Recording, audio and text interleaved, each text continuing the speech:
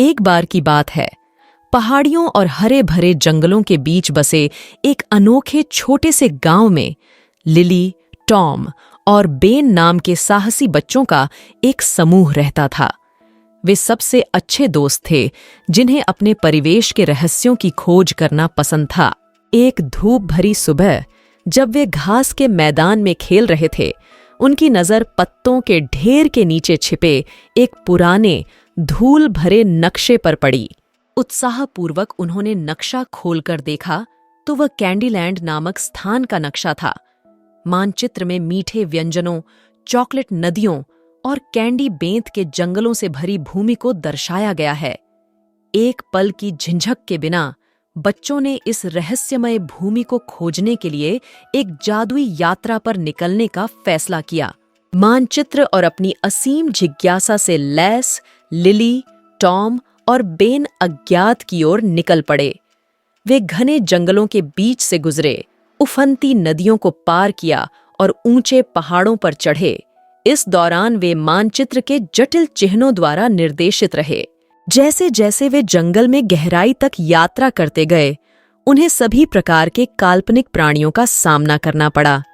उनकी मुलाकात कपास कैंडी के खेतों में चरते हुए मैत्रीपूर्ण गैंडाओं और इंद्रधनुषी फूलों के बीच खेलती शरारती परियों से हुई। प्रत्येक मुठभेड़ ने उनके दिलों को आश्चर्य और उत्साह से भर दिया, जिससे कैंडीलैंड तक पहुंचने का उनका दृढ़ संकल्प बढ़ गया। अंततः कई दिनों की यात्रा के बाद वे कैंडीलैंड के प्रवेश द्वार पर पहुंचे। उनके सामने सीधे उनके बेतहाशा सपनों से बाहर एक परिदृश्य फैला हुआ था। विशाल लॉलीपॉप पेड़, चमचमाते गमड्रॉप पहाड़ और सूती कैंडी बादलों के भंवर से रंगा हुआ आकाश। खुशी से अभिभूत होकर बच्चे कैंडीलैंड की ओर दौड़ पड़े और अंतहीन मीठे आनंद को देखकर उनकी आंखें आश्चर्य से चौड़ी हो गईं। वे मार्शमैलो फ्लफ के खेतों में अटखेलियां करते थे, मुलेठी की बेलों से झूलते थे और कैंडी नावों में चॉकलेट नदियों में बहते थे। लेकिन मिठास के बीच उन्हें एक समस्या का सामना करना पड़ा। भूमि पर एक क्रोधी बूढ़े जादूगर का शासन था, जिसने सारी मिठाइयां अपने लिए जमा कर लीं और निवासियों के पास बचे हुए टुकड़ों के अलावा कुछ नहीं बचा। परिवर्तन करने के लिए दृढ़ संकल्पित लिली, टॉम और बेन ने जादूगर का सामना करने और कैंडीलैंड में समानता लाने की योजना बनाई। अपने दिलों में बहादुरी के साथ वे जादूगर के महल की ओर बढ़े, जहां उन्होंने उसे चॉकलेट बार के सिंहासन के ऊपर बैठा पाया। अपने नए दोस्तों की मदद से उन्होंने जादूगर को बुद्धिमत्ता और दयालुता के द्वंद्व के लिए चुनौती दी।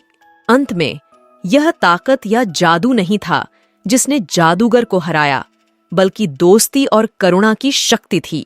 बच्चों की दयालुता से प्रभावित होकर जादूगर ने कैंडीलैंड पर अपना नियंत्रण छोड़ दिया और इसकी प्रचुरता को इसके सभी निवासियों के साथ साझा किया।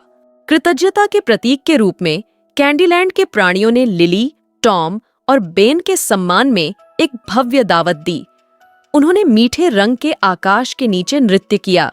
उनके दिल खुशी से भरे हुए थे और उनके पेट मिठाइयों से भरे हुए थे, और इसलिए अपना मिशन पूरा होने और उनके दिल हमेशा के लिए बदल जाने के बाद लिली, टॉम और बेन ने कैंडीलैंड को अलविदा कह दिया, यह जानते हुए कि वे जहां भी जाएंगे हमेशा अपने भीतर इसका जादू लेकर रहेंगे।